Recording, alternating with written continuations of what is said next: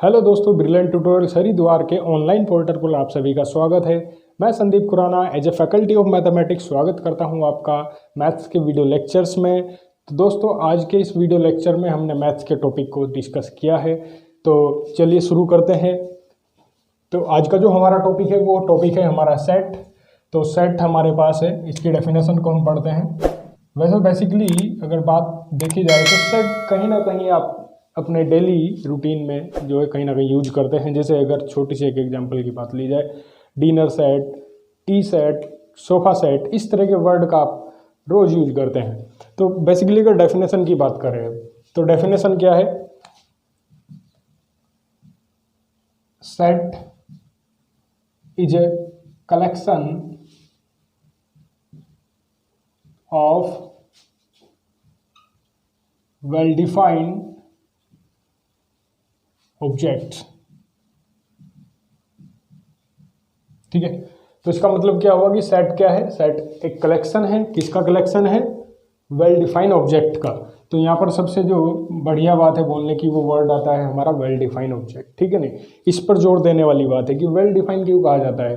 Basically सीधी सी बात है कि अगर आप वस्तुओं को डिफाइन ही नहीं कर पाएंगे, जो ऑब्जेक्ट आपके पास है वेल डिफाइन नहीं कर पाएंगे, तो उसको आप सेट कैसे कह सकते हैं? देखिए, कुछ एग्जाम्पल की बात करते हैं, वेल डिफाइन पर बाद में आएंगे। पहले हम थोड़ा सा एग्जाम्पल ले लेते हैं कि बेसिकली हम कलेक्शन की बात कर रहे हैं। तो कलेक्शन क्या है? तो कलेक्शन कुछ भी हो सकता है, जैसे the collection of the days in a week. एक वीक में कितने डेज होते हैं उन सभी का कलेक्शन हमने यहाँ पर लिया। नंबर वन बात हो गई। नंबर दो बात है, ये भी लिख सकते हैं the collection of the natural number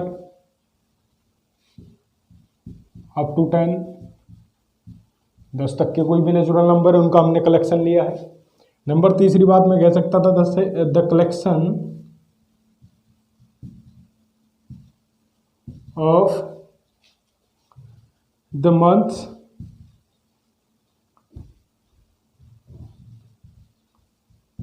in a year. एक ईयर में आने वाले मंथ्स के नाम का जो हमारे पास है वो भी कलेक्शन है। नंबर फोर्थ बात मैं करता हूं the collection of all student in your class 11th। In class 11th, तो यानी कि आपकी क्लास 11th के जितने भी बच्चे हैं उनका कलेक्शन है। नंबर फिफ्थ की बात मैं करता हूँ। तो अगला हम बोल रहे हैं कि द कलेक्शन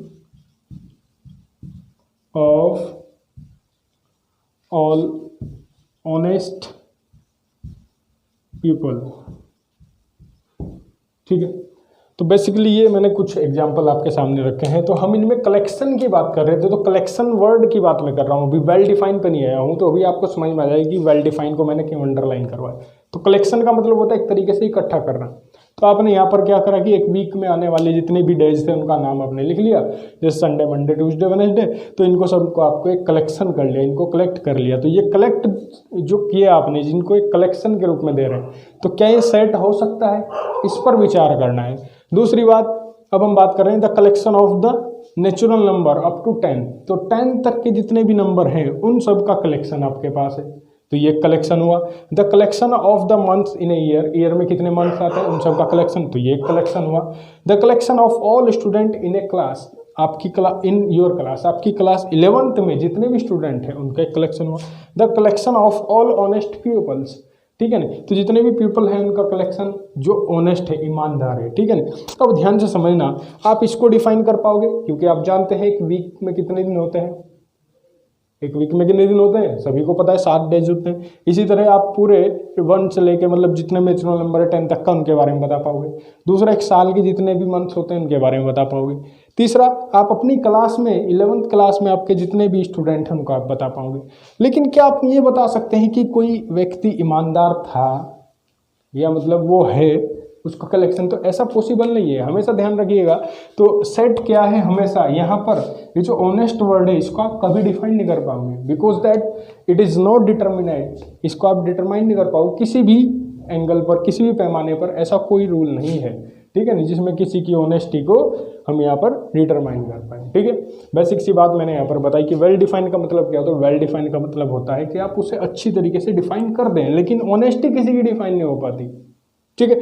तो अगर मैं बात करूँ कि इनमें कौन सेट है कौन सेट नहीं है, तो मेरे हिसाब से बाकी तो सारे सेट हैं, तो ये वाला सेट नहीं बनेगा, ठीक है। क्लियर हो गया बात। तो वेल डिफाइन हमने क्यों लिया, वेल डिफाइन इसलिए लिया था क्योंकि वेल डिफाइन होने का मतलब है वो सेट को रिप्रेजेंट करता है। बाकी तो कलेक्शन तो आप कुछ भी उठा सकते हैं, सेट को रिप्रेजेंट करने के लिए ही वेल डिफाइंड वर्ड का यूज हुआ है, ठीक है। तो ठीक है, चलिए आगे हम बढ़ते हैं, इस पर अगली बात करते हैं। वैसे बेसिकली बच्चों इसको जो सेट है इसको जियोर्ज केंटर नाम का एक जर्मन मैथमेटिशियन था, उसने इसको दिया था, जो 1845 से 1918 तक रहे थे, तो उन्होंने इसको डेवलप किया था, ठीक है। तो अब हम बात कर लेते हैं नोटेशन ऑफ सेट की बात हम कर लेते हैं।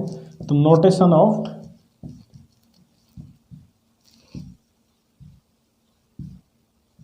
सेट, तो सेट ऑफ नोटेशन का मतलब है सेट्स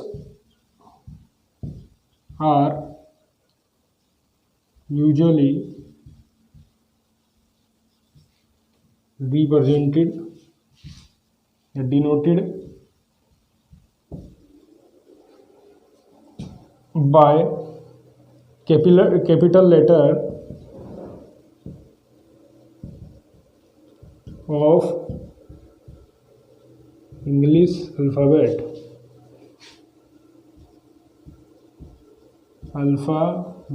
ठीक है। तो मतलब सीधी सी बात है कि भाई जो हमारे सेट हैं उनको हम किस तरीके से डिनोट करते हैं, इंग्लिश के कैपिटल लेटर से डिनोट किया जाता है। जैसे अगर मैं बात करूँ P बराबर कोई सेट था जिसको हम लिख सकते हैं द सेट, तो कलेक्शन या सेट एक तरीके से कहा जाता है the set of natural number,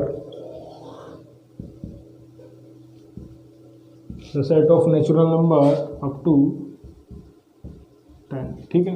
तो एक तरीके से हमने P से डिनोट कर दिया, तो P का मतलब है यहाँ पर सेट को रिप्रेजेंट कर रहा है, डिनोट कर रहा है एक तरीके से कि सेट हमारा किस से डिनोट हो रहा है, P से डिनोट हो रहा है। तो ये हो गया सेट का नोटेशन, ठीक है नहीं। सेट को हम किस तरह नोटेशन करते हैं, मतलब दरअसल उसको जो है कैपिटल लेटर से ही डिनोट किया जाता है, ठीक है। चलिए अगले टॉपिक की ओर बढ़ते हैं। अब हम यहाँ पर मेथड लेते हैं कि रिप्रेजेंटेशन ऑफ सेट, किसको कैसे रिप्रेजेंट किया जाता है, representation of set.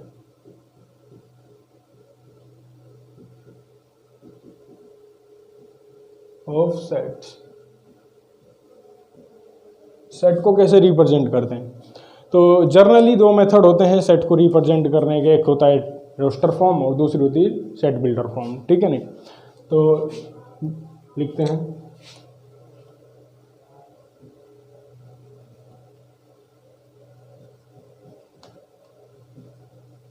Sets are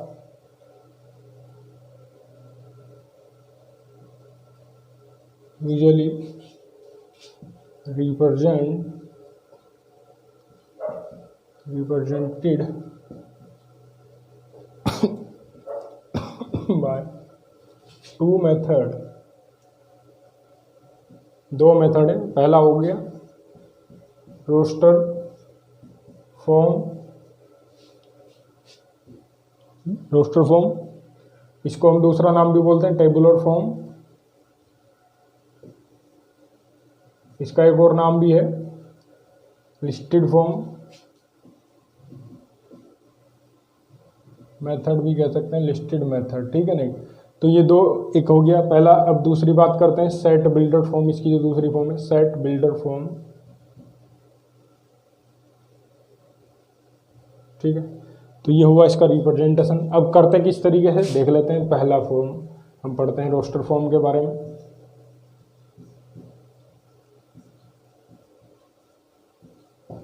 तो रोस्टर फॉर्म क्या है, ठीक। In roster form, in roster form all distinct elements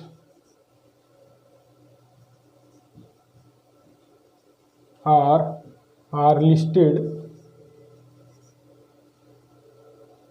in curly brackets, listed in curly brackets, एक minute,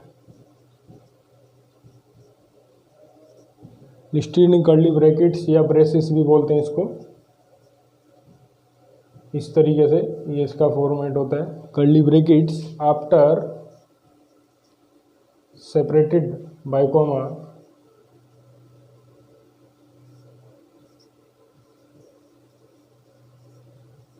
after separated by coma.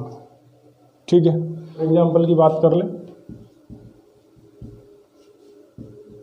The set of vowels, set of vowels in English alphabet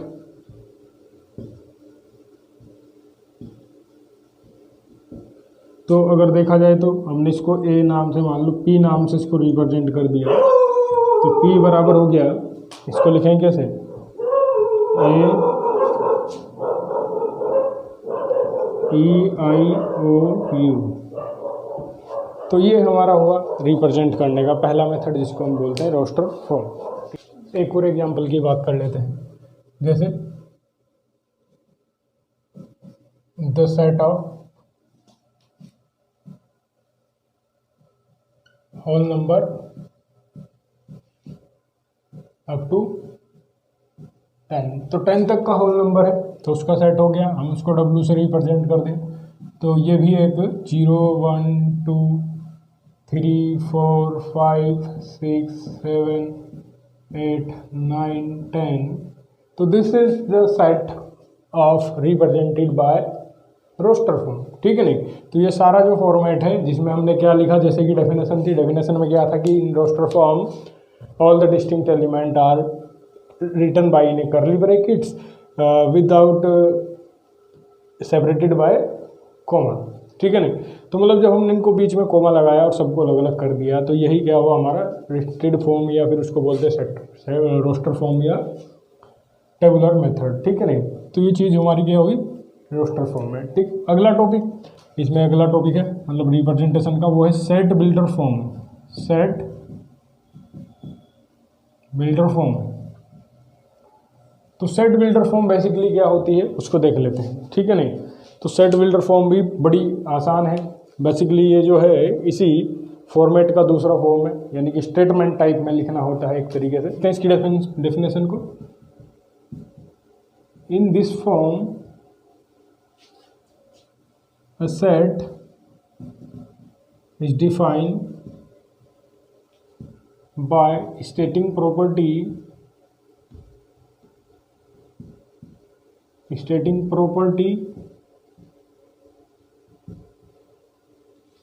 या rule भी कह सकते हैं, स्टेटिंग property rule which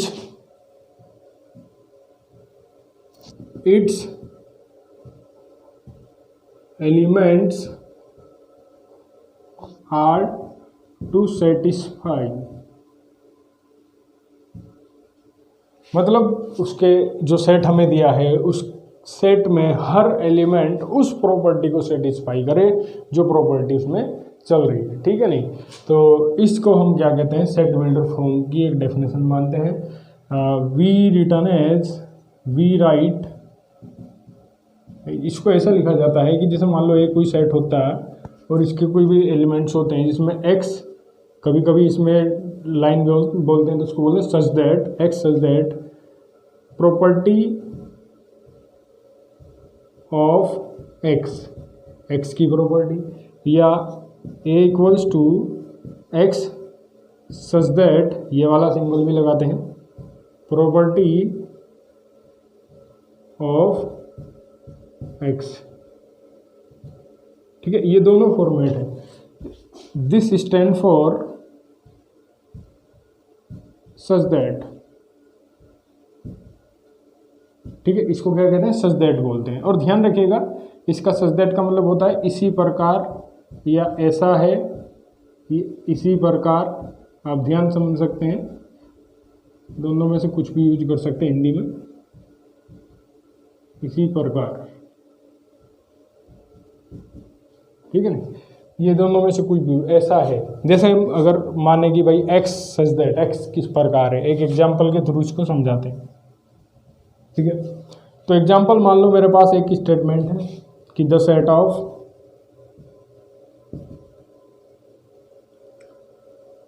of natural number, even natural number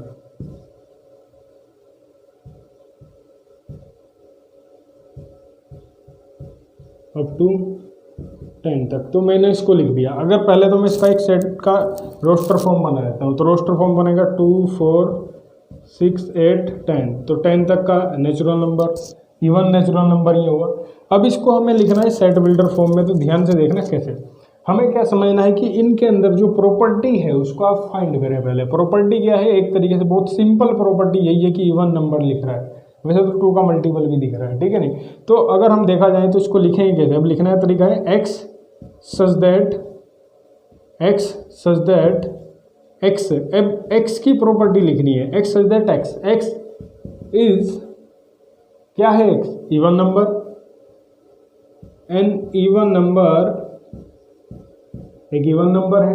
अब even number भी कहाँ तक है ये भी तो बताना पड़ेगा, इवन नंबर भी कहाँ तक है, अप टू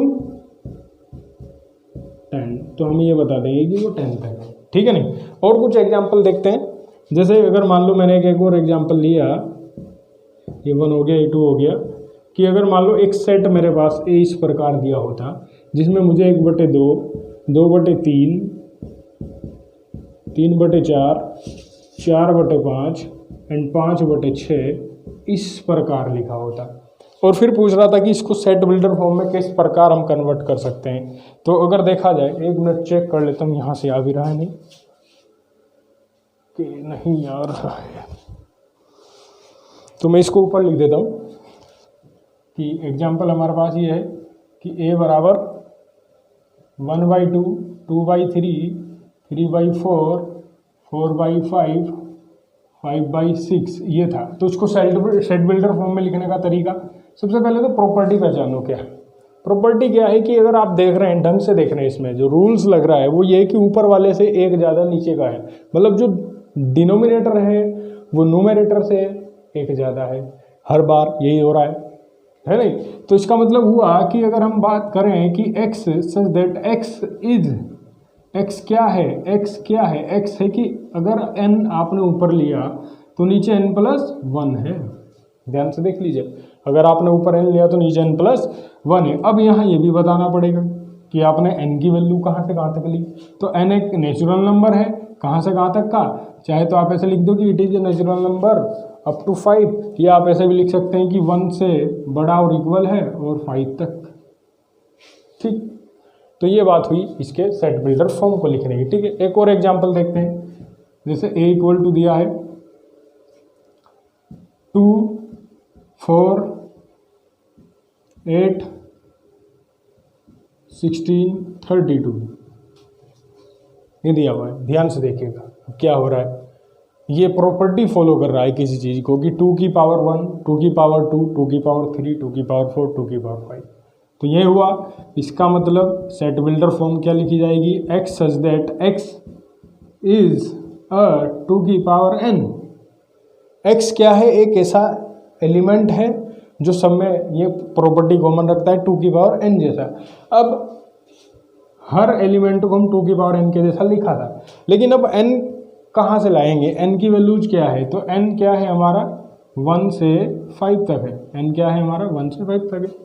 कैसे पता लगा, क्योंकि जैसे मैं 2 की पावर में n की वैल्यू 1 रखूँगा तो 2 आ जाएगा, n इक्वल टू 2 रखेंगे तो 4 आ जाएगा, और n इक्वल टू क्या रखेंगे भाई, बोलो 3 रखेंगे तो 8 आ जाएगा। लेकिन एक और बात ध्यान रखने वाली है, देखो इसमें क्या इतना लिखना पॉसिबल है, सोच के बताइए, क्या ये लिखने से काम चल जाएगा, इसमें भी क्या लिखने से काम चल जाएगा। देखो वैसे तो अगर देखा जाए तो ये चीज़ नोटेशन इतना सही नहीं है जब तक हम क्या ना कहें, वेयर यहाँ पर हमने लिख तो दिया, लेकिन एक चीज़ और लिखनी पड़ेगी साथ ही में कि n यहाँ से यहाँ तक है और this is n belongs to natural number. क्यों लिखा? क्योंकि अगर वो नेचुरल नंबर नहीं लिखेगा या पॉजिटिव इंटीजर नहीं लिखेगा तो हो सकता है 1 के बाद 1.2 ले ले और शायद ये आंसर मतलब ये रिप्रेजेंटेशन गलत हो जाए। तो यहाँ भी हम यहाँ क्या काम करेंगे, कॉमा लगा के कि n belongs to natural number. Clear हो गया? तो this is a notation of set builder form. तो सेट बिल्डर फॉर्म में इस तरह हम इसको रिप्रेजेंट करते हैं। ठीक, तो अब कुछ नोट कर लेते हैं हल्का सा, क्योंकि नोट करने वाली बात बहुत इसमें वो है। नोट करने वाली बात ये है कि अगर हम जर्नली कोई सेट उठाएं,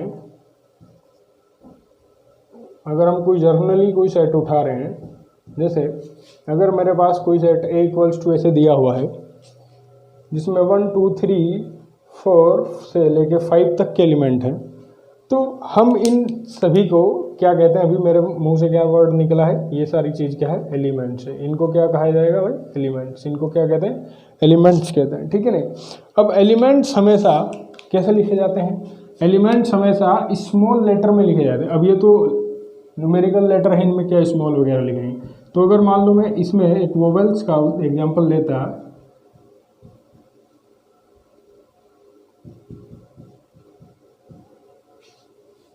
ये तो इसमें जो हमने लिखे हैं ये सारे के सारे स्मॉल लेटर लिखे जाते हैं। बस मुझे यही बताना था कि ये सारे क्या लिखे जाते हैं? स्मॉल लेटर लिखे जाते हैं। ठीक है, पहली बात तो ये होगी। दूसरी बात ये बतानी है कि अगर मान लो मेरे पास A लिखा हुआ है, A कोई इसी प्रकार का एलिमेंट है, इसमें 2 4 6 8 और 10 इस तरह के एलिमेंट दिए हुए, A कोई सेट ऐसा है। ठीक है, अब अगर आपसे पूछा जाए कि भाई क्या 2 A का एलिमेंट है, तो आप कहेंगे बिल्कुल सही है, बिल्कुल A का एलिमेंट है।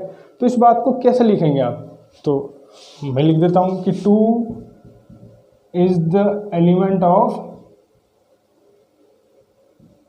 A, ऐसे ही तो लिखा जाएगा। तो मैथ्स में ऐसा नहीं लिखते हम, मैथ्स में इसको ऐसा नहीं लिख सकते। बेसिकली इसको लिखने के लिए कुछ सिंबल का यूज किया गया है। ठीक है, चलिए मैं इसको साफ कर देता हूँ, अभी आप देखते हैं।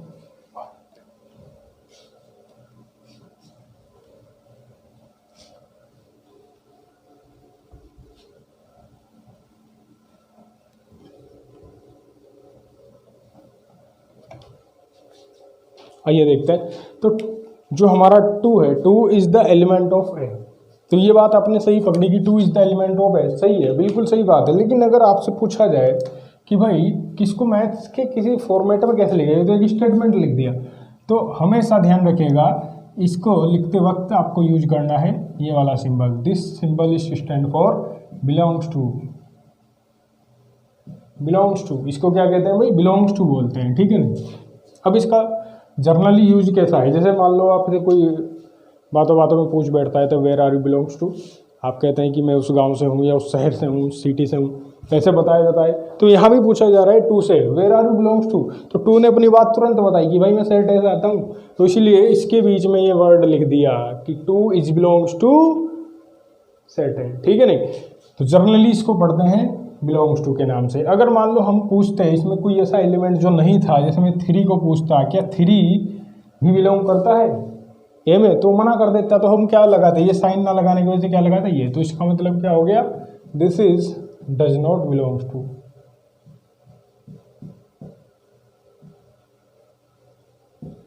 तो इसको क्या कहते हैं भैया? डज नॉट बिलोंग्स टू बोला जाता है। क्लियर हो गया? तो 2 सिंबल आपके लिए मैंने बनाए हैं कि भाई ये कहाँ यूज करनी है, कहाँ नहीं यूज करना है, ये ध्यान आपको रखना है। ठीक है जी? जैसे इस पर आपके एक्सरसाइज एनसीईआरटी में बहुत सारे सवाल है कि फिलअप करने वाले कि ऐसा भरना है या नहीं भरना है, तो वो इस तरह के बहुत इजी क्वेश्चन होते हैं जिनमें हमें फिलअप करना है। ठीक है, तो बेसिकली आज की वीडियो में इतना ही। अगली वीडियो में हम आपसे मुलाकात करेंगे, तब तक के लिए आप बने रहें ब्रिलियंट ट्यूटोरियल्स हरिद्वार के ऑनलाइन पोर्टल पर। तो हम जल्द ही पहुंचेंगे एक नई वीडियो के साथ में, इसके आगे की जितने भी टॉपिक्स उसको कवर करेंगे। तब तक के लिए धन्यवाद।